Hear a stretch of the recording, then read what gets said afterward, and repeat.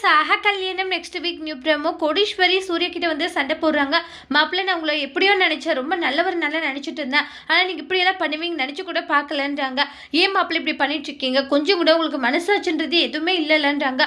ரொம்ப நல்லவர், என் பொண்ணை நீங்கள் இப்படி பார்த்துப்பீங்க அப்படி பார்த்துப்பீங்கன்ட்டு நான் எந்த அளவுக்கு நம்பிக்கை இருந்தேன் தெரியுமா, ஆனால் நீங்கள் என்னுடைய நம்பிக்கையை சுக்குநூறாக உடைச்சிட்டீங்கன்றாங்க.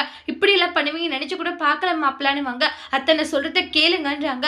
இந்த குழந்தைக்கு அப்பா நீங்கன்னா அப்போ அம்மா யாருன்றாங்க. உங்களுக்கு கொஞ்சம் கூட மனசாட்சின்றது எதுவுமே இல்லையா மாப்பிள்ள அப்படின்ட்டு சொல்லி கோடீஸ்வரி ரொம்ப கோவப்படுறாங்க. அப்படி என் பொண்ணு என்ன தப்பு பண்ணிட்டா, இந்த வீட்டில் உங்க எல்லாரையும் நல்லா பார்த்துக்கிட்டால, அதுதான் அவள் பண்ண மிகப்பெரிய தப்புன்றாங்க.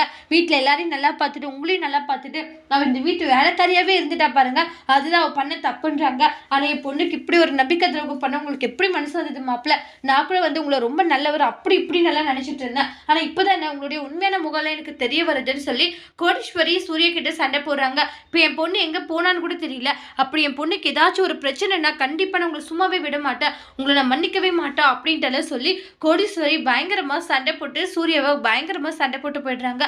சூர்யாவுக்கு ரொம்பவே கஷ்டமாயிடுது. என் பாசம் காமிச்சிட்டு இருந்த என் அத்தையை கூட என்னை வெறுக்க ஆரம்பிச்சிட்டாங்கன்னு ஃபீல் ஆகுறாங்க.